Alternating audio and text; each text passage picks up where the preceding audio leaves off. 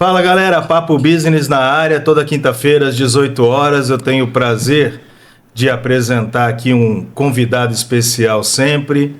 E dessa vez não é diferente, eu tenho a honra de ter um convidado, Erli Vieira, o CEO da Lecard, que vai explicar para vocês o que é a Lecard e vai contar um pouquinho de toda a sua história. Erli, prazer, muito obrigado a sua presença. Obrigado. Fique à vontade, se apresenta ali rapidamente para a gente iniciar o nosso papo. Bem, meu nome é Erli Vieira, eu sou hoje o CEO da Lecard. Lecard é cartão de benefícios, uma administradora de cartão de benefícios. Daqui a pouco eu vou falar como que o cartão de benefícios está se estabelecendo mais completo no Brasil. Antes era alimentação e refeição e hoje caminhou por outras vertentes aí. Uhum. Mas eu sou paulista, sou do interior de São Paulo. Minha formação é engenharia metalúrgica.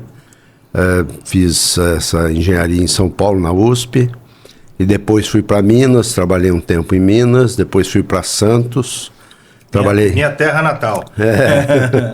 Já nos identificamos. Com aí. certeza. E trabalhei um tempo na COSIPA, Companhia Siderúrgica Paulista, e depois disso eu vim aqui para o Espírito Santo, para Vitória. Estou há 32 anos. Então hoje da minha vida aí, onde eu mais morei foi já Vitória. Já foi em Vitória, já virou um capixaba de fato. Então hoje eu sou um capixaba de fato. Erli, você foi muito rápido aí, muito sucinto, rapidamente já chegamos em Vitória, mas eu gostaria de ouvir toda a sua história, desde lá de São Paulo, depois Minas, depois Santos, ou Santos e Minas, eu não lembro direito, e até chegar em Vitória. Então eu quero realmente ouvir a sua história antes de você vir a ser CEO da Lecard. Okay. Fique à vontade, meu amigo. Então, eu sou de Lorena. Lorena é uma cidade do interior de São Paulo, Vale do Paraíba, entre Rio, São Paulo e Minas. Né? Ela fica num triângulo ali que você sai para Minas ou vai para o Rio ou São Paulo, na Via Dutra. E ali você tem muito contato com várias cidades o tempo todo. Minha família, nós somos 5 irmãos.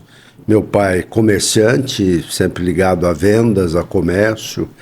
E também comecei cedo acompanhando ele, sempre tive uma aproximação, né, junto ao comércio. Mas seu pai vendia o quê? Assim, era então, na época não existia supermercado nenhum, né, na cidade. Então ele tinha secos e molhados, que chamava. Então era loja, era um armazém da época, né? Isso. Só que era tudo pesado, né? Então não tinha empacotamento, né? Eu quero 2 quilos de arroz, 3 de feijão, batata, tudo isso você tinha que pegar, colocar numa embalagem e vender, pesar e vender, exatamente. Entendi. Então depois é que veio o supermercado, né? Então peguei dessa época em diante. E o meu pai, ele tinha esse comércio. E como São Paulo fica a 190 quilômetros de distância, toda semana ele ia a São Paulo buscar mercadoria e trazia, né?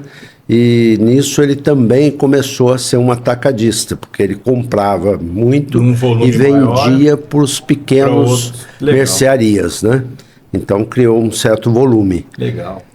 E várias vezes, tem até um caso... Você tinha mais ou menos quantos anos quando estava mais assim próximo do seu pai aí nesse eu tinha 7, 8 anos. Ainda era bem criança ainda. Mas você já tinha então essa noção já até de que seu pai já virou meio que um distribuidor. Exatamente. E no fundo, teve um caso que eu lembro até hoje, porque depois eu vou contar, e eu tenho até um livro, escrevi um livro sobre vendas. Caramba. Chama Excelência em Vendas, né? Que foi essa vertente que eu peguei aí também. Que legal. Mas uma coisa que me marcou muito, nós chegamos nos cerealistas em São Paulo, que existe até hoje, né, lá perto da 25 de março, tem uma área que é só de cerealistas. Então, é um galpão todo que só vende arroz, o outro só vende feijão. Então, até hoje ainda tem isso lá. Pouco menos do que era, né, mas tem. E aí nós entrávamos, e eu lembro disso, a gente entrava, meu pai começava a negociar. Deixa eu ver esse arroz, qual a qualidade, tinha várias qualidades. Ele comprava 2, 3 tipos, né, um arroz de boa qualidade, o outro mais simples, para as pessoas mais simples. E nessa ele ficava negociando. Isso aqui quanto custa? Isso aqui custa 50. Não, tá caro. Aí o cara, não, então 49, 48,50 e tal. Legal. Aí paramos num lá que era 48,50. Nisso fomos no vizinho ao lado, e ele olhou o arroz, o cara falou assim, 47. Ele falou, não, tá caro. Eu falei, pai, peraí, é o mesmo arroz, lá tá 48,50. Acabou melando aquela negociação do seu pai. Aí foi a primeira vez que eu levei uma bronca danada, né? Ele falou, peraí, toda vez que você der um preço para você fala que tá caro. Alguma coisa vem atrás, né? E foi a primeira bronca que eu recebi na área comercial. Mas isso me marcou bastante. Em suma, eu também sou o filho do meio, né? Tem 2 irmãos mais velhos e 2 mais novos. E o irmão do meio sempre tem, assim, o estudo de primogênito, o mais novo, e do meio não tem muito, mas eu tenho. Qual foi a influência disso? De ter 2 irmãos mais velhos e 2 mais novos, né? E também foi, assim, diferente, né? Porque eu tinha que, com os 2 mais velhos, tinha um certo tratamento, né? Eles me tratavam como menor. E com os 2 mais novos eu tinha outro tratamento que eu era o maior, né? Sim. Então eu vivi esse lado aí também, né? E não Eram 5 homens. Eram 4 homens e a mais nova era uma mulher. A caçula. Eu acho que se não viesse, meu pai ainda ia tentar mais, porque ele queria uma mulher. Ele queria uma menina. Queria uma menina. Mas, e realmente é diferente. Eu tenho 2 meninos e a minha caçulinha e é diferente mesmo. E aí acontece que a gente tinha uma vida assim muito familiar, que eu digo assim, muito chegado, todos juntos, tinha uma convivência muito boa, até hoje a gente tem. Lógico que eu não tive o privilégio de viver em Lorena mais tempo, só vivi até os 17 anos, porque depois com 17 anos fui estudar em São Paulo, né? Você foi lá para fazer faculdade em São Paulo? Fazer faculdade. Eu queria fazer engenharia, e lógico, em Lorena não tinha ainda, hoje já tem, até da USP, mas não tinha na época. Eu queria ir em São Paulo e eu queria entrar na USP, né, que era uma boa faculdade. Né?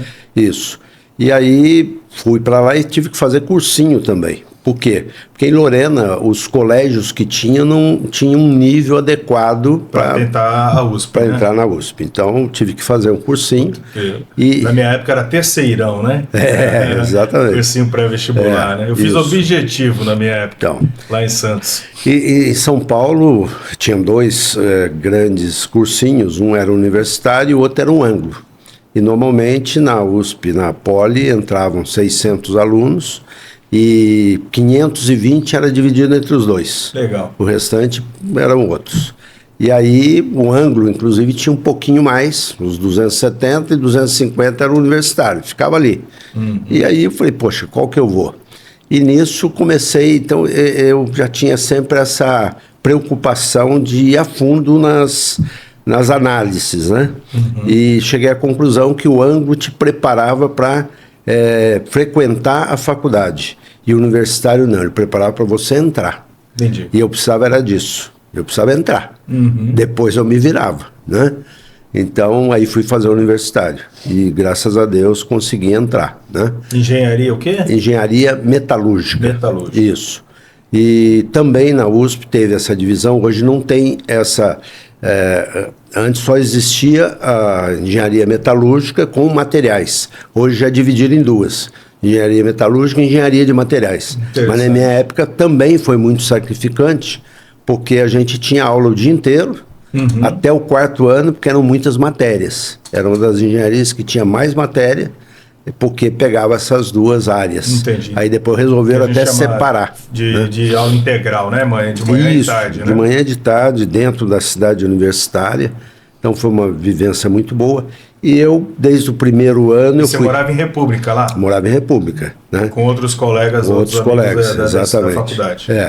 No vestibular, quando eu fui fazer o cursinho universitário, com 17 anos, né? Tinha acabado de sair do colegial, na época era colegial, e meu pai me levou a São Paulo e me deixou numa pensão, né? E me deixou e ali eu fiquei mais próximo do universitário. Falei, não, quero pegar próximo do cursinho, para ir a pé e tal, ter facilidade. E nessa pensão fiquei o ano inteiro, e realmente foi uma dedicação muito grande, senão eu não conseguia entrar. Uma coisa que te direcionavam eram as provas que tinham, quase que um vestibular, simulado, isso, a palavra certa é essa, todo mês. E ali você ia aferindo como é que você está. Tanto que o primeiro que eu fiz, peguei em 1.700. Falei, pô, se entra 250 no universitário, estou muito longe. No segundo já foi para 1.200, no terceiro já 600. E assim, quando eu terminei, eu já estava entre os 100. Falei, opa, agora já tem uma evidência, possibilidade de entrar. E aí, realmente entrei e foi muito difícil. Lembra em que posição? Entrei em 400 e pouco, dos 600. Que tá ótimo. Né? Mas aí eu fiz a administração de empresas lá em Maringá, na UEM, que é a Universidade Estadual de Maringá. Certo. Aí eu fiz o cursinho ainda em Santos, lá no Objetivo, né, em 95. Isso que eu entrei o meu primeiro ano foi em 96. Certo. E aí eu fiz vestibular em vários colégios públicos e não só lá em São Paulo, né? Eu fiz USP também, fiz o Fiscar lá em São Carlos. Certo. E fiz, por exemplo, o EM, o UEL é Londrina, né? Eu fiz também na Federal de Curitiba e tal. Legal. E aí eu passei em Maringá. Eu fui morar de República em Maringá de 96 a 99, certo. Lá em Maringá, no Paraná. Isso. Então eu tenho um pouco de similaridade com essa vivência, com essa sua vida aí. E aí, então, no fundo, eu convivi com a minha família 17 anos, né? Depois, praticamente fora, encontrava algumas vezes, uma vez por mês e tal. E isso me fez, assim, um pouco de falta, né? Porque eu apreciava muito esse modo de vida que a gente tinha, né? Mas você tem que seguir a vida, né? E a minha esposa também é de Lorena, né? Também de Lorena. Você foi visitar seus pais, aí você foi visitar sua família em algum momento? Mas não, foi antes. Antes de ir para São Paulo Eu tinha 16 anos e ela tinha 15. Legal. Começamos a namorar e nos casamos. Mas foi namoro à distância essa época toda, então? Foi à distância. Foi difícil, a faculdade toda. E depois, no final da faculdade, no 4º ano, ela foi estudar em São Paulo. E aí ela fazia faculdade lá também, eu também. O pai dela trabalhava lá, né, em São Paulo. Também foi presidente da Caixa. Legal. Era um escritor, escreveu 30 e poucos livros, foi da Academia de Letras. Seu sogro? Meu sogro, Caramba, tinha uma convivência boa com ele também. E aí ela foi para São Paulo e logo em seguida, quando eu me formei, casamos, né? Já tinha 8 anos de namoro, casamos e aí fomos para Minas. Né? Para Minas, mas você foi para Minas por conta da profissão? Da profissão. Já tinha alguma proposta para lá? Isso. Aí tem um histórico também legal. Então, essa análise, para mim, marcou assim. Eu queria ir para São Paulo, foi uma vitória, né, de morar sozinho, com 17 anos, fui para uma pensão e só estudava, não tinha outra. E realmente tinha um foco de entrar na USP, conseguir. Depois eu tinha que me virar, porque inclusive o cursinho que eu escolhi era para entrar. Eu já sabia disso. Então, dentro da escola, da Poli, eu tinha aula o dia todo e à noite eu tinha que estudar, de noite e de madrugada.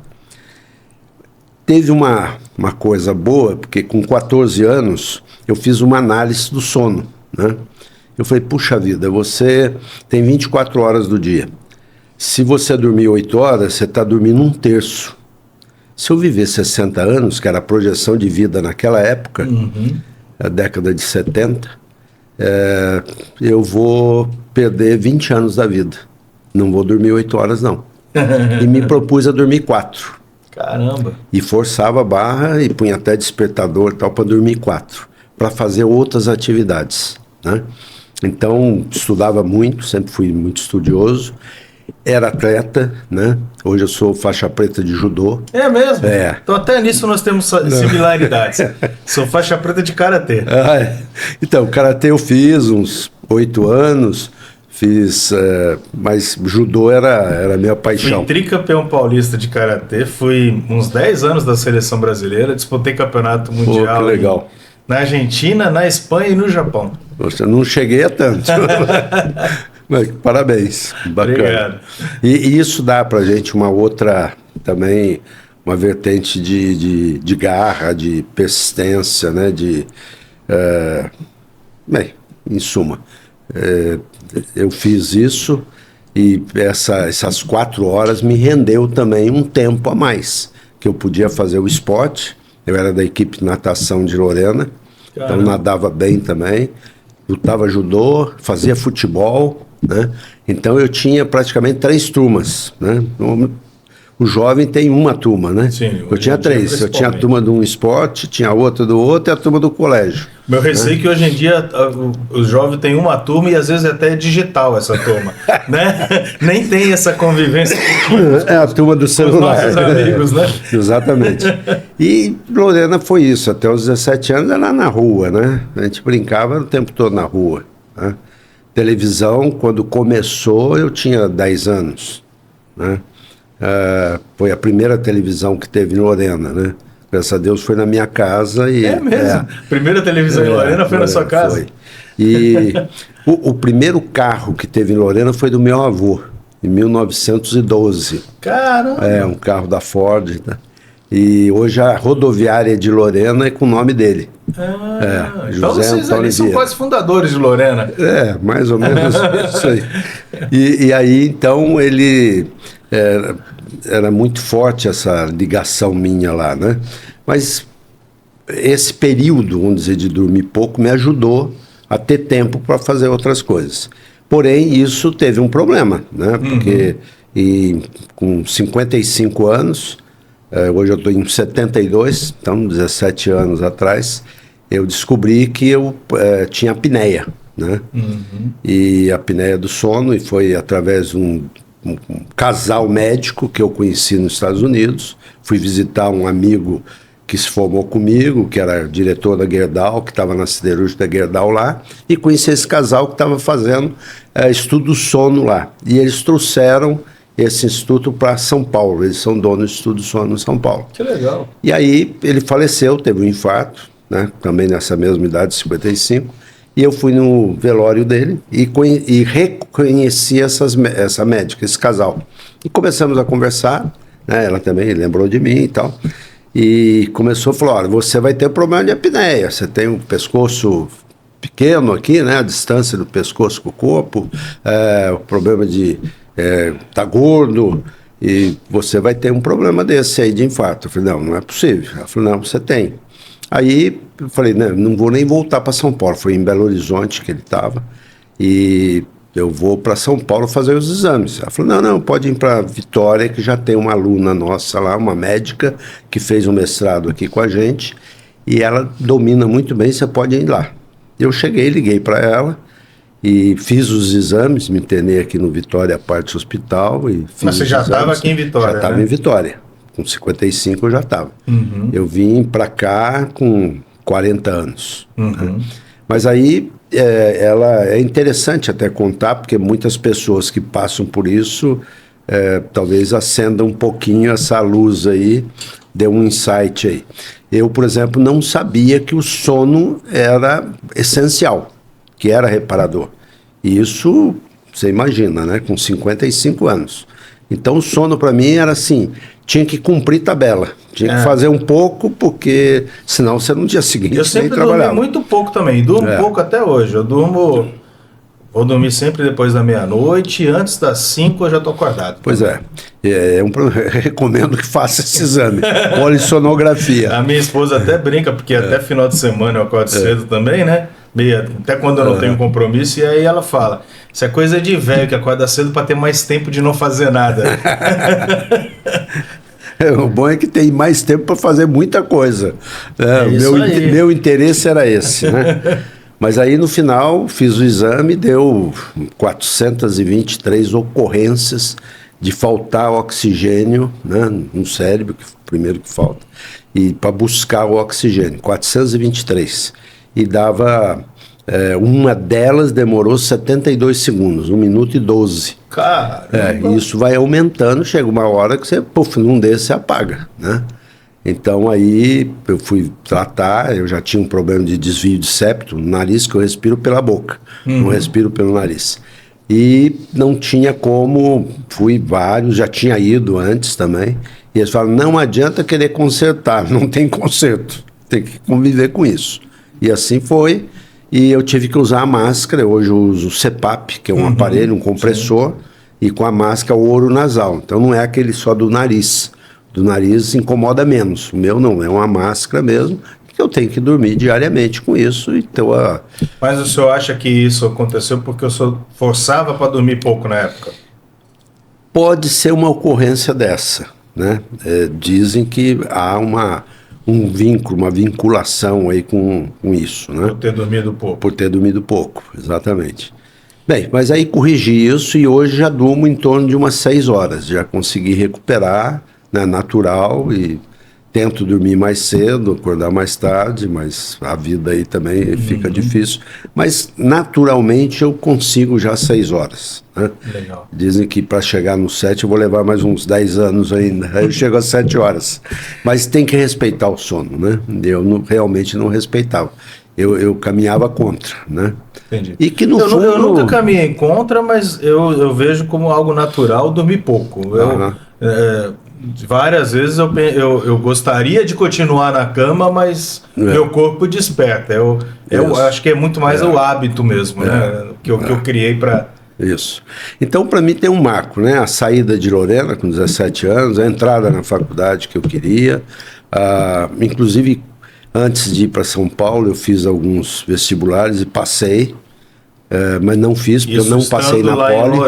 Em Lorena. Quando saí do colegial, antes de ir para São Paulo, no final do ano, eu prestei em algumas universidades, passei até numa universidade federal, mas não era politécnico, que eu não passei da primeira vez, e aí não fui fazer as outras faculdades, foi uma pressão violenta, meus irmãos mesmo, né, os mais velhos, você é louco, né?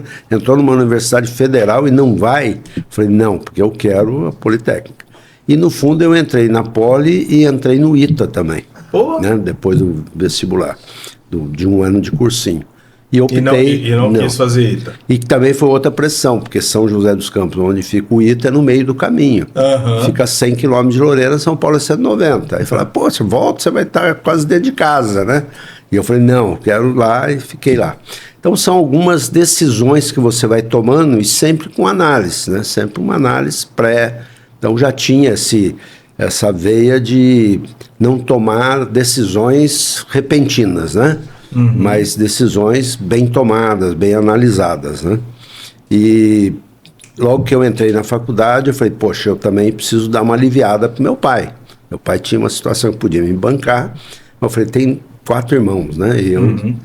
E seus aí, irmãos todos fizeram faculdades? Todos eles estão... A minha irmã mais nova, mês passado, se aposentou como professora da universidade. Professor de universidade com pós-doutorado. Que legal. Fez mestrado, fez doutorado e fez pós-doutorado.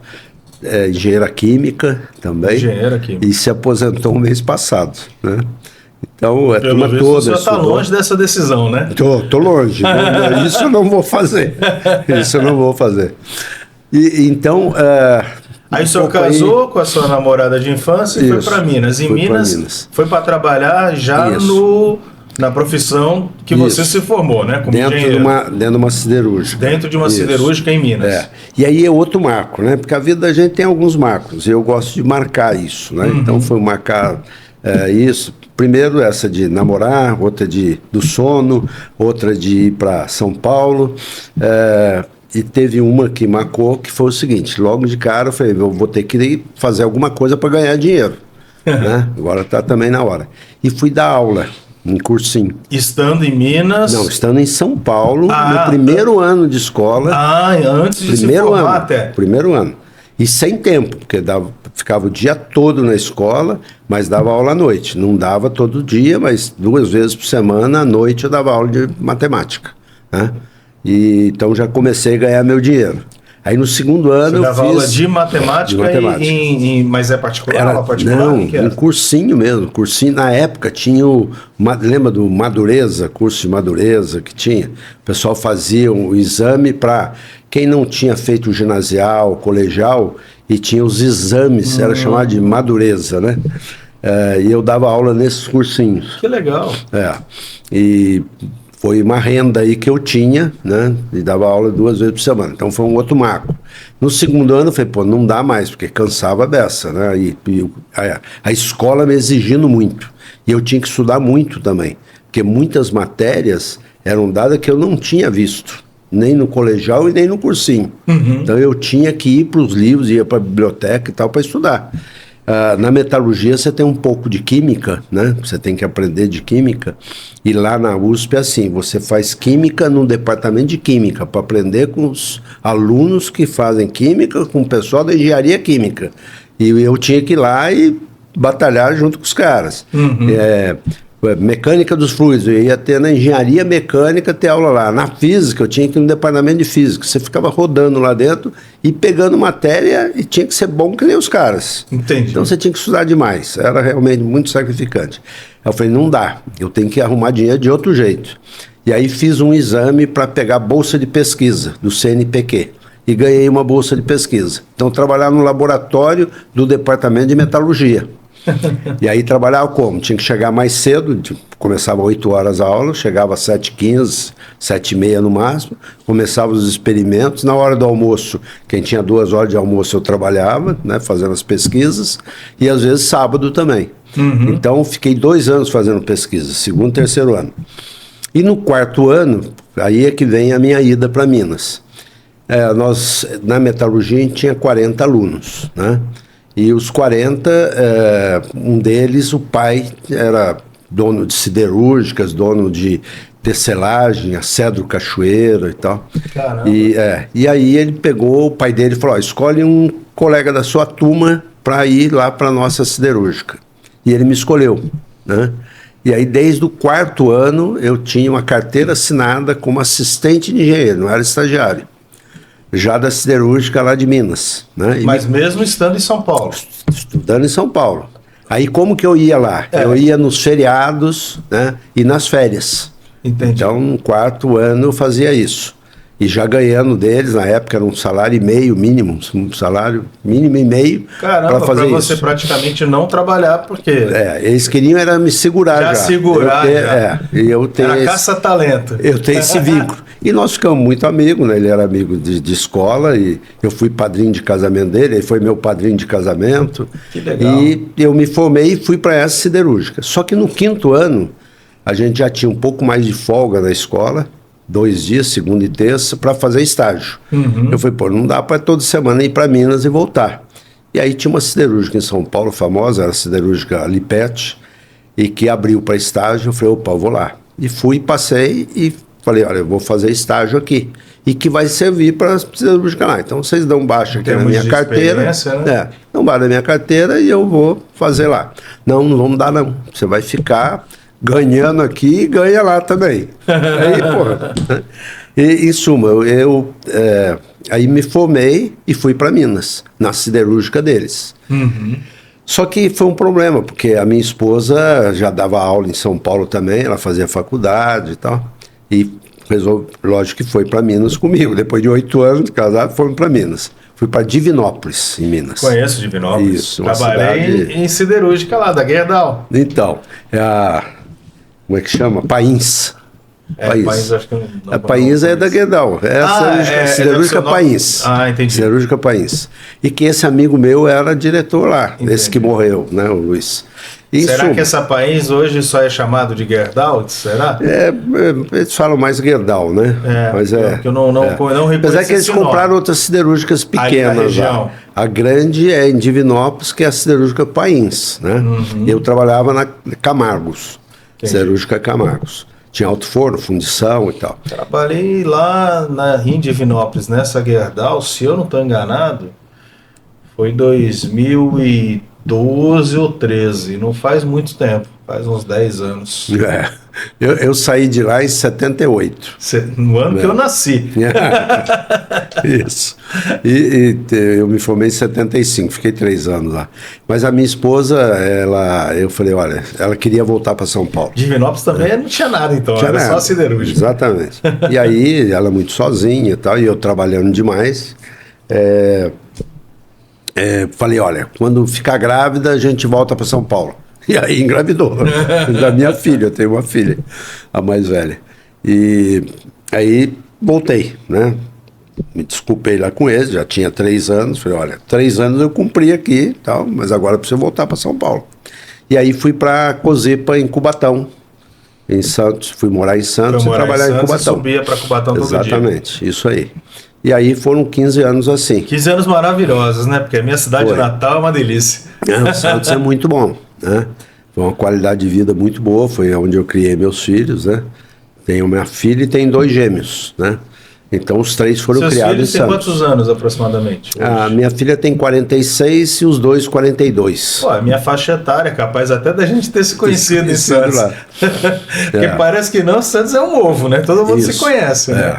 A turma da terra mesmo, né? Que vive ali. Vive ali, todo mundo se conhece. O duro em Santos são os fins de semana e as férias, né? Que vem todo mundo, né? Vem aqui. Nossa, cai aquilo. Uma cidade com 7 quilômetros de ponta a ponta chega a ter 2 milhões de pessoas, né? No Natal, no Ano Novo. Incrível.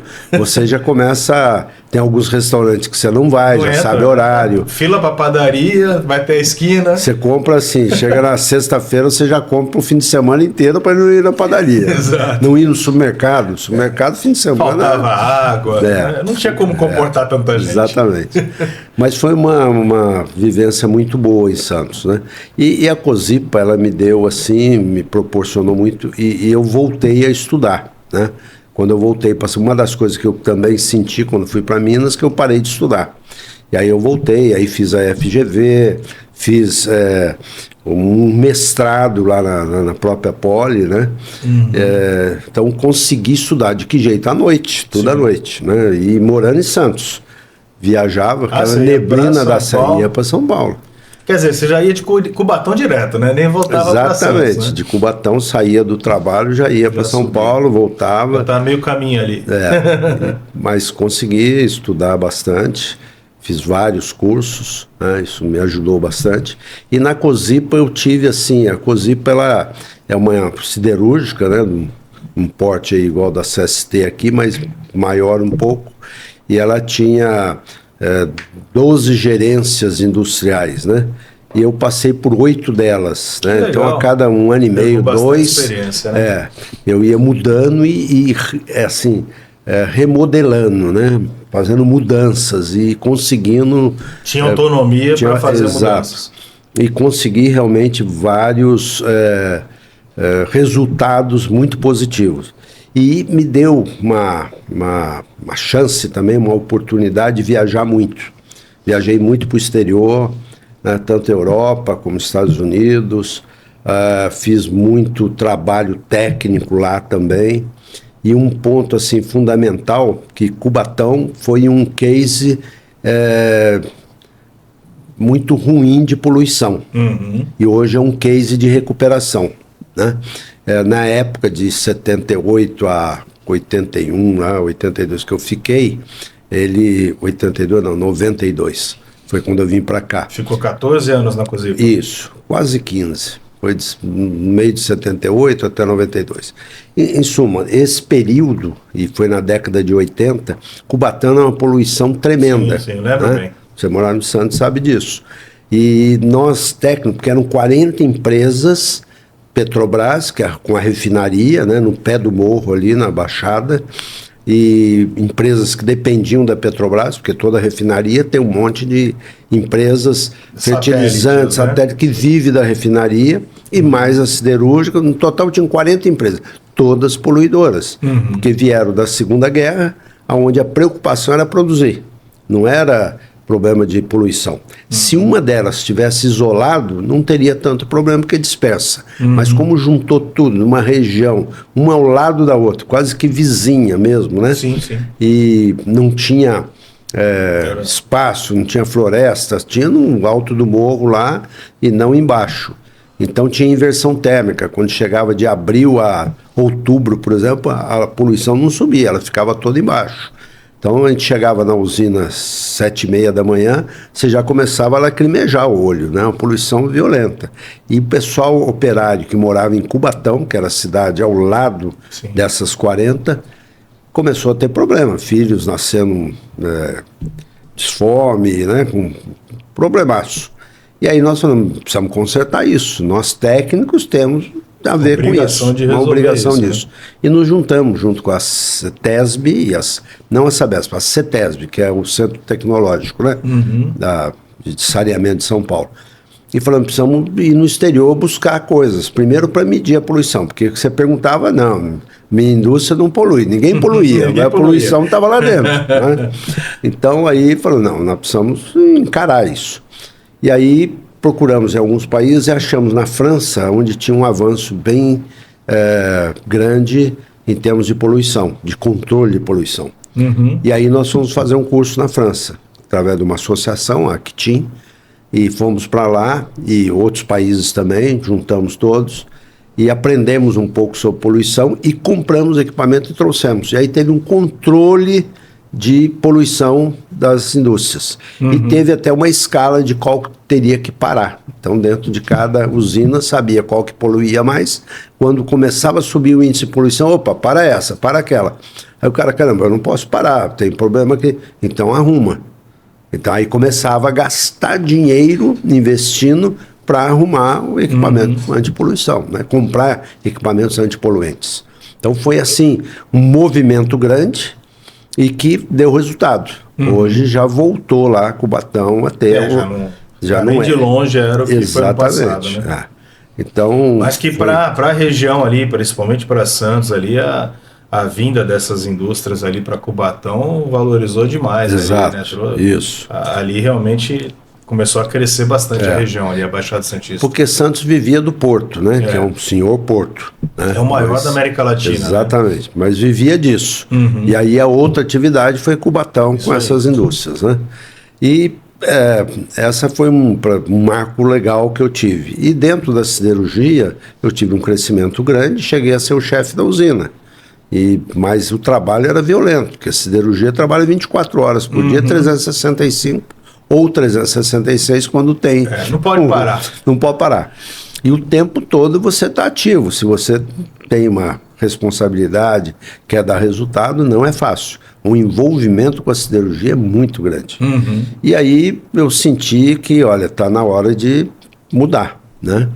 E aí criei uma consultoria, saí da Cosipa e fiquei em São Paulo, só que surgiu aqui na região, em Cariacica, em Jardim América, a Cofave, Companhia Ferreaço de Vitória, que foi a segunda empresa a ser privatizada no governo do Sarney. No final do governo do Sarney, privatizaram. A Gerdau, lá na Bahia, o Ziba, a Gerdau comprou, foi a primeira, e aqui um grupo de empresários de São Paulo compraram a Cofave. E aí, através do BNDES, e pediram investimentos e tal. E o BNDES não tinha especialistas para fazer esse estudo. Aí, como eu estava em consultoria, me chamaram. E eu vim, dei a consultoria, propus o que tinha que fazer, e o pessoal não gostou, porque no final eu propus uma coisa que diminuiria muito a usina, que era muito antiga, tinha coisa que não dava nem mais para reparar. Caramba! Então, uma parte da usina tinha que fechar. Nessa época tinha 2.300 funcionários, reduzimos para 900, e aí esse trabalho eu propus. E o pessoal quase me matou, porque falou, pô, como é que faz isso, né? Como é que fecha um, abre outro? Comprei uma empresa de 2.300 funcionários, isso aqui é reduzir para 900.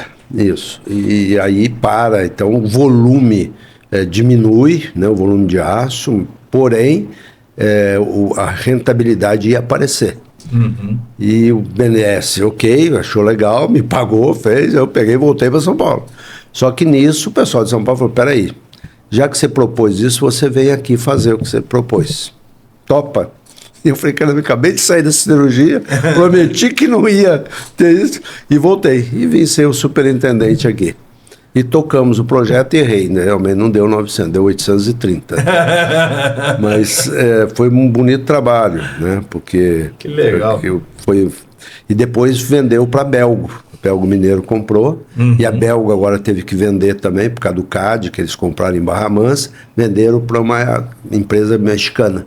Então hoje lá em Cariacica funciona a empresa mexicana, nessas instalações que foi da Cofave. Quanto tempo, né?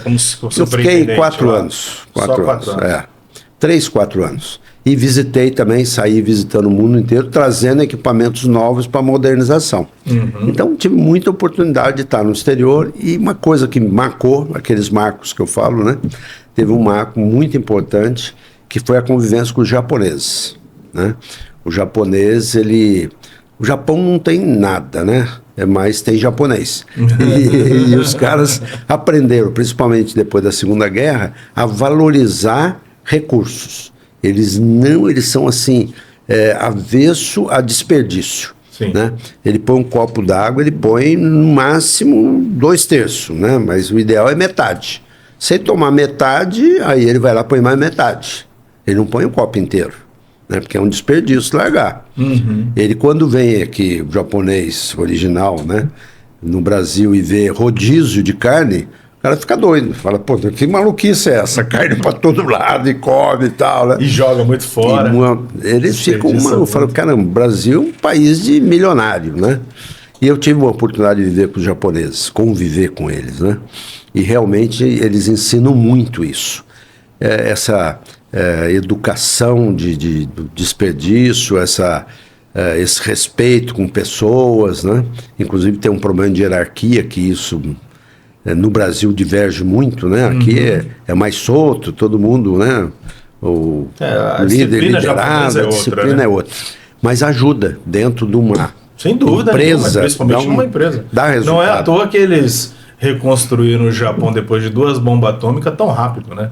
E chegaram a ser acho que é o 5º maior PIB do mundo, né? Há décadas já. Isso. Estão tendo algumas dificuldades. A disciplina, óbvio que ajuda muito. Ajuda demais, né? E você não vê, por exemplo, japonês gordo. Você não vê. Só os lutadores de sumô, Só né? a turma de sumô que já faz isso para provocar. Já faz parte da vida ali. Mas você não vê, o cara não desperdiça, o cara tem uma disciplina. Então eu aprendi bastante com eles, eu convivi. E dentro do Japão ainda tem 2 vertentes. Tem uma da Nippon Steel e outra da Kawasaki. A Nippon Steel, ela é mais oriental, mais japonesa. A Kawasaki já é mais ocidental. Como que a gente percebe isso? Nós tivemos algumas missões na COSIPA. A Nippon Steel vinha, resolvia e não te ensinava. Ela resolvia, ia embora. Você fala, pô, e agora? Né? A Kawasaki não. A Kawasaki era um mestre, educava. Ensinava você a resolver os problemas, né? Então a gente adorava a Kawasaki. Que legal. Kawasaki, quando a gente tinha que contratar, tinha um problema sério e, contrata a Kawasaki, né? Porque o pessoal vinha e ajudava você. E uma coisa com o Japão que eu aprendi muito é a metodologia.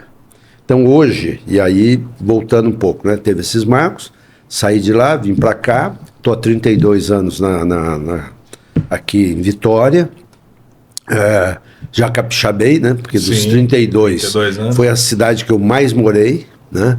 E também uma qualidade de vida muito boa.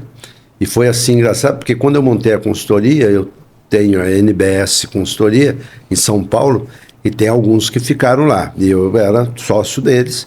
E eu falei o seguinte, eu vou para lá, para Vitória, vou montar lá a consultoria, vim para a COFAB, mas com a consultoria. Trouxe também gente junto. Legal. E montei aqui a consultoria. E tem um hall de 270 empresas que nós prestamos consultoria aqui, né? Porque logo saí da COFAB e fiquei só da consultoria mesmo. Acho que tem alguém ali. É no vizinho. Bem, desculpe aí, interrompi. Imagina. Mas eu fiz consultoria, muita consultoria aqui. E nessa época que eu visitei os países, visitei o Japão, eu aprendi o seguinte, que você precisa ter metodologia, você precisa ter domínio do processo. E isso influencia muito, e na siderurgia foi importante para mim, porque você trabalha em turnos. Então entra uma turma, quando ele entra, o outro sai, ele precisa fazer do mesmo jeito do outro. Ele não pode fazer do jeito que ele gosta. Ah, não, agora eu mudo aqui e tal, daqui a pouco entra outro turno. Tem que ter padrão, né? Tem que ter padrão, tem que ter método. E outra, você só melhora, você só avança quando você tem padrão. Sem dúvida. Que é em cima disso é que você melhora. Implanto isso diariamente nos meus clientes. Eu só trabalho com indústrias, né? Então. Aqui no Espírito Santo. E é onde numa indústria tem que fazer isso também. Sem dúvida. Porque não é operacional padrão é importante para tudo. Exatamente. Então hoje eu tenho assim um tripé, né? Que são pessoas, nós temos que cuidar de pessoas, nós temos que ter padrão, nós temos que ter metodologia, mapeamento de processos e nós temos que ter liderança. Né? Uma liderança empática, humilde, né? Que não tem medo de errar, não tem medo de reconhecer que está errado. Fala, pessoal, desculpa, eu errei. Que é o mais difícil, eu né? Eu fiz um negócio Mas que é a não prova tá legal. do líder, né? Isso, é isso aí. E falar o seguinte, ó, eu tô com uma dificuldade aqui, quem sabe mais do que eu, vem aqui, ajuda aqui. Né? O bom líder é aquele que sabe usar as pessoas certas, né? Lógico, as posições mesmo. certas. E tomara que tenha boas pessoas de baixo mesmo. Exatamente. Ele é que tem que formar uma boa equipe, né? Isso aí. Se a equipe não é boa, é culpa do líder. Então, liderança assim, puta, mas põe liderança junto com pessoas, junto com... É no mesmo nível, é uma coisa assim, né? E isso, se a gente olhar num plano, seria um triângulo, né? Numa ponta liderança, outra metodologia, processo e outra liderança, né? Pessoas. Então, os três. E se você quiser construir no espaço, você puxa uma perninha para fazer um tetraedro, né? Como engenharia, você puxa ali clientes, né? Isso tudo para atender clientes, porque se você não atender, e mais, a gente fala clientes, mas seria os stakeholders também, né? Porque eu, por exemplo, hoje como CEO da Lecard, eu trabalho olhando clientes, mas também trabalho para os acionistas, trabalho para a sociedade. Se a gente não olhar isso, você está incompleto. Né? Então não adianta também só o cliente estar satisfeito. Precisa o acionista estar satisfeito. Com certeza. Precisa tem que dar resultado. Exatamente. Né? E falando, já aproveitando que você entrou na Lecard, como surgiu o Lecard na sua vida profissional aí? Por que hoje você é o CEO da Lecard? Porque não tem absolutamente nada a ver com o ramo de siderurgia, né? Exatamente, dessa formação inicial, né? Mas aí o que me marcou muito também foram essas consultorias que eu fiz, são 270 empresas, e aí eu peguei os mais diversos segmentos, e um desses empresários do ramo de tecelagem, indústria têxtil, tinha 3 mil empregados, tal. Nós fomos lá para dentro e 6 anos eu fiz consultoria para ele. E exatamente fizemos padronização, né, tal, e o troço também deu uma alavancagem grande. E depois saí e a gente mantém um relacionamento. E ele foi e comprou o cartão. Então, o cartão Lecard, ele começou em 2013 com um fundador, uma pessoa só. Chegou em 2018, essa pessoa, esse empresário, comprou metade. Então, ficou metade do fundador e metade já desse empresário. Agora, em 2021, esse empresário comprou todo. Comprou do fundador e passou a ser o sócio. Só que aí, imediatamente, ele convidou um outro amigo para ser sócio também, para dar outra alavancada. Então, ele ficou com 2/3 e esse sócio com 1. Então, os 2/3 aqui são 2 irmãos, André e Afonso Polido, e um terceiro sócio, que é o Frederico Bobbio, que é dono da VCP, da Vitória Hospitalar, que trabalha nessa área, e também tem área imobiliária, os dois grupos têm área imobiliária, e o Frederico também é da Apex, do grupo da Apex, é um dos sócios da Apex. Então hoje são esses 3 sócios aí dos 2 irmãos, cada um com 1/3 e o Frederico com mais 1/3. Né? E, então como que eu caí lá? Foi exatamente através desse empresário em 2021 que falou, opa, vem para cá trabalhar aqui com a gente. Da sua consultoria na indústria têxtil para ele. Exatamente. E aí então começou uma nova fase, porque eu comecei lá um período por semana. A gente tem 10 períodos, 5 manhãs, 5 tardes, né? E eu comecei com 1 por semana. Depois de um mês eu falei, não, tem que ser 2. Aí foi. E fui tirando clientes, né? E hoje, chegou no final de 21, isso começou em fevereiro, final de 21, eu falei, não, você tem que vir full time. Foi bem, aí é um problemaço, porque tem a consultoria, tem consultores e tal. E o pessoal de São Paulo, inclusive, de vez em quando, fala, e aí, os 5 anos que ia fazer o rodízio, que nós íamos para aí, você ia voltar para São Paulo. Eu falei, não tem mais não. Aqui já estou, não quero sair. Mas, e aí a minha entrada no Lecard foi desse jeito, através de um empresário que comprou uma parte do cartão, que hoje tem 2/3 do cartão, E a Lecard hoje é o quê? Vamos explicar para o público, para eles entenderem qual o produto e serviço que a Lecard entrega, como é essa.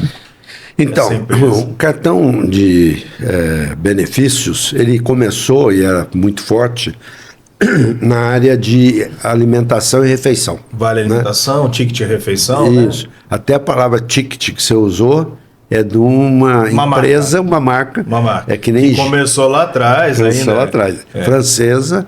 Aí começou na França. Inclusive chegou junto com o Carrefour aqui na década de 70, não foi não?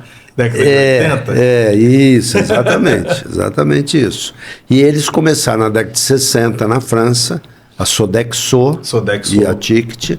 Eles começaram com um conceito que o Vale Alimentação e Refeição era para ser dado um cartão para o funcionário, colaborador. Na época nem era um cartão como é hoje, né? Não. Na época eu lembro que destacava, papel, né? Era um papel. Tipo rifa hoje. Isso, um carnê, né? Um carnezinho, E aí, o que era isso? É para que o cara não recebesse em dinheiro. E tinha uns que naquela mesma noite gastava tudo. No boteco. No boteco, né? Ao invés de levar comida para a família. Então veio com esse conceito de levar para a família, né? Você sabe que, só um adendozinho nessa questão de levar para a família, e funciona muito até hoje, como eu falei, né, eu trabalho com muitas indústrias, e aí está cada vez pior a questão da mão de obra, no sentido de tanto qualidade quanto responsabilidade. E o absenteísmo alto, né? Então, para aumentar a assiduidade, ou seja, ter menos faltas, eu implanto logo de cara que eu chego na indústria, né, em algum cliente meu, eu implanto uma cesta básica se o funcionário não tiver nenhuma falta, ok? Aí sempre me pergunto, mas dá maior trabalho trazer a cesta básica para cá, e eles também para ir embora com uma caixa na mão, uma sacola na mão. Falei, pois é, mas se você der um dinheiro, ou mesmo o vale-refeição, ele pega esse vale-refeição, para num boteco e gasta todo o dinheiro. A cesta básica ele vai levar para casa. E o homem costuma ser bastante burro para chegar para a esposa e falar, eu não faltei, e a partir de agora, se eu não faltar, eu ganho uma cesta básica. A mulher não deixa mais ele faltar. E olha, teve clientes meus aí que tinha dia que faltava 14, 17 funcionários. Caiu assim, hoje isso. Falta 2, 3. Mas depois nós vamos conversar que nós vamos trocar isso por cartão de benefício. Mas em suma, o cartão veio exatamente nessa época, veio com a Ticket e a Sodexo, que são as duas, hoje ainda grandes empresas aqui. A Sodexo trocou hoje o nome para Plux, né? E por que trocou? O Santander comprou uma parte, né, da empresa aqui no Brasil, então hoje é Plux. E a Ticket está com o Banco Itaú, então esses grandes foram fazendo uma coligação aí com bancos. E essa história do cartão alimentação e refeição, ela foi ampliando. Hoje, por exemplo, a Lecard tem 11 tipos de cartões. Então, além do alimentação e refeição, que aí entra na política do PAT, Programa de Alimentação ao Trabalhador, esse programa ele é exigido hoje nas convenções coletivas, né? Então tem lá até em determinados sindicatos laborais e patronais que fazem a convenção, tem os valores mínimos que tem que ser pago, né? Uns R$500, outros 800, e vai diferenciado, e a cada convenção se negocia um novo valor. E isso voltado para alimentação e refeição, que durante a pandemia já aceitaram na farmácia, que consideraram a farmácia como também um alimento. Entendi. Um item de cesta básica, vamos dizer assim. Então, hoje já se pode gastar o cartão alimentação e refeição também na farmácia. Legal. Mas depois vem outros tipos de cartões. Que, por exemplo, um que a gente tem vendido muito é o cartão premiação. O que é o cartão premiação? É um cartão que ele, ao ser dado para o trabalhador, ele passa a ser indenizatório e não remuneratório. Então, quando as empresas dão um bônus, uma comissão, por exemplo, concessionárias, empresas qualquer empresa de venda, de comércio, né? De vendas, dá uma comissão. Como é que paga essa comissão para complementar o salário? Ou se você pagar na folha, você paga encargos tanto para o funcionário quanto para a empresa. Se você paga, e a maioria faz isso, paga no bolso do trabalhador, na conta dele, você mais tarde pode ter um passivo trabalhista, porque ele pode incorporar isso ao salário e aí vai dar uma despesa depois violenta. Então, como é que faz? Muitos recorrem à PLR, participação de lucro e resultado. Só que a PLR não pode ser pago menos de 6 meses. A lei, que é simplesinha no sentido de uma página e meia só, a 10.101. Porém, ela diz o seguinte, não pode pagar em menos de 6 meses, tem que ser de 6 meses para frente. Muitos pagam até anual. Só que no dia a dia, quando é participação de lucro e resultado, para as empresas grandes não é para complementar salário, é para dar realmente uma bonificação, uma bonificação. Uma gratificação pelo resultado. Isso. Mas as empresas que dependem de vendas e tal, e não só de vendas, mas quer ter produtividade, que é o que você contou aí do cara não faltar, então, o absenteísmo é um dos fatores, você pode pagar com cartão. E aí, com esse cartão, ele tem um artigo da consolidação da lei trabalhista de 2017, a lei que foi reformada pelo Temer, foi uma reforma que foi feita, o artigo 457 diz lá, no parágrafo 4, que todo valor de premiação, todo valor pago a título de premiação, ele é indenizatório, não é remuneratório. Então é uma beleza, porque aí todo mês você pode pagar valores variados. Ou seja, eu implanto muito televendas nos meus clientes, né? Então as meninas ali poderiam estar recebendo a comissão delas, que no caso é a bonificação pelas vendas, de acordo com as metas e tal, direto no cartão, que aí não vai ter reflexo trabalhista. Isso, e mais. Tinha um problema antes, porque, tá bom, recebe o cartão, mas às vezes é R$2.000. Pô, mas ela já recebe o cartão alimentação e refeição pelo PAT de 500. Mais 2 aqui, ela não vai gastar tudo no supermercado, em refeição. Ela precisa pagar um boleto, o cartão nosso já paga boleto, já paga Pix e já pode ser sacado. Você pode sacar no banco 24 horas. Caramba. Então o cartão é completo. É um banco. É um banco. Então é dinheiro. Aquele lá se transforma em dinheiro. Já deixou de ser um cartão de alimentação, de cartão de benefício, para ser realmente um cartão de crédito. Isso. Um crédito pré-pago, né? Perfeitamente. Isso aí. Crédito pré-pago. Então está tendo assim, uma saída muito grande esse cartão. Eu já estou pensando em vários clientes hoje aqui, tá? Vários deixar que nós vamos fazer uma parceria aí. E aí tem outros cartões. Cartões de Natal, que é o problema da cesta básica, que muita gente dá uma cesta de Natal. Agrada alguns e outros não, porque fala, poxa, o cara que é solteiro, eu ganhei um monte de coisa aqui, fazer o quê? Então, é o seguinte, existe um cartão de Natal, você dá um cartão, um valor estipula lá, R$400, o cartão de Natal, puf, né? Tem um cartão presente. Nós, na Lecard, para os nossos colaboradores, nós temos hoje 110 colaboradores na Lecard. Nós temos o seguinte, um cartão alimentação e refeição, que é pedido pela convenção, a gente paga um pouco mais e ele recebe todo mês, que é o cartão do PAT. E ele tem um segundo cartão, que é o premiação, que depende de resultado que a gente combina sempre no final do mês, no mês seguinte. Então, baseado nesta programação, ele vai lá e pode buscar valores mais altos ou mais baixos. Tá certo? Então, esse é um ponto legal. Mas nós damos ainda, por exemplo, em 1º de maio, nós damos um brinde de Dia do Trabalhador. Depois, em setembro, tem o Dia do Lecardiano, é o dia nosso. Então, a gente dá também um cartão, inclusive com uma arvorezinha de Natal, né, impresso no cartão, que é um cartão presente. E depois no final do ano. Então nós temos 3 brindes também que a gente dá e é um cartão que a gente vende. Cartão que na verdade hoje já deixou de ser o cartão benefício alimentação, de refeição. Exatamente. Já é um banco mesmo. Você já pode até cadastrá-lo, por exemplo, no PicPay, provavelmente. Pode. Né? Mas não cadastra, porque você não precisa pagar a tarifa lá. Pode fazer direto. Você faz direto, você tem seu cartão, dinheiro, né? Chega lá e saca, vai no banco 24 horas. Tem um limite, né, de cada sacada, R$1.200, que cobra lá uma taxa de R$5,50, mas você pode fazer quantas saques você quiser, um atrás do outro. Que legal. Desde que seja até R$1.200. Até R$1.200. Né? Que para um trabalhador é excelente, né, para um saque. Isso. Meu amigo, você acredita que já deu 1h06? Que isso? Puxa vida. Foi muito bom, foi um prazer aí ouvir a sua história. Ele realmente uma história que serve de inspiração para muita gente que está começando agora, né? Chegar onde o senhor chegar e ainda com a disposição e essa vontade toda de continuar fazendo a diferença, né? Tanto na vida das pessoas quanto na vida da sociedade. Então foi um prazer ouvir a sua história, tá? Foi um prazer mesmo. Obrigado. Sou desse ramo empresarial há muitos anos, né? Faço consultoria também desde 99. Você falou 270 empresas. Eu acredito que eu também devo ter trabalhado em umas 200 empresas nesses pouco mais de 25 anos.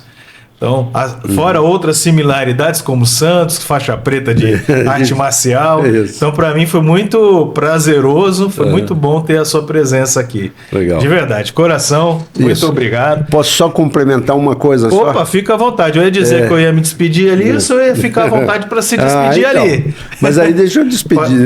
Primeiro e depois você despede. Então aí. tá bom. Uma coisa que é importante, quando eu falei daquele tripé, né? Pessoas, método e liderança, nós na Lecard, agora em maio, nós recebemos a certificação GPTW, Great Place to Work, que é das empresas melhores para se trabalhar. Que bom. Que no final você recebe com a avaliação dos próprios colaboradores. E você tem que ter uma nota lá acima de 70. Por causa do podcast aqui, então, segunda-feira vai receber um monte de currículo lá, hein? Estamos torcendo para isso. Então, esse foi um. E segundo, em junho, então em maio foi esse, e em junho nós recebemos uma outra certificação que foi do Reclame Aqui. Reclame Aqui hoje é um órgão de reputação aonde aparece logo no Google quando pesquisa a sua empresa, né? Isso, então vai lá, direto. E o Reclame Aqui, ele tem empresas que são chamadas empresa RA1000, são aquelas que atingem alguns parâmetros. Tem que ter uma nota acima de 8, você tem que ter respostas rápidas, você tem que ter um índice de respostas das reclamações e você tem que ter um índice de satisfação pelas respostas. Aí, tendo essa graduação, você atinge esse RA1000. Nos cartões de benefício, nós temos quase 100 cartões no Brasil, nós estamos hoje entre os 8 maiores. De pelo menos 100, estamos entre os 8. Muito bom. E tem alguns... E é uma empresa totalmente capixaba. Isso, totalmente capixaba. E a Lecard, recebeu o RA1000, recebeu empresa que é reconhecidamente, né, com uma nota, e nós fomos reconhecidos em junho com 8,7 de nota. Precisava ser acima de 8, nós estamos com 8,7. E hoje, já em julho, já está com 9. Então, hoje, nos cartões, qual é a maior nota do 100? A nossa. Hoje tem os Big Four, que são 4, né? Você não falou aí ticket, né? É que nem Brahma, é que nem Gillette, né?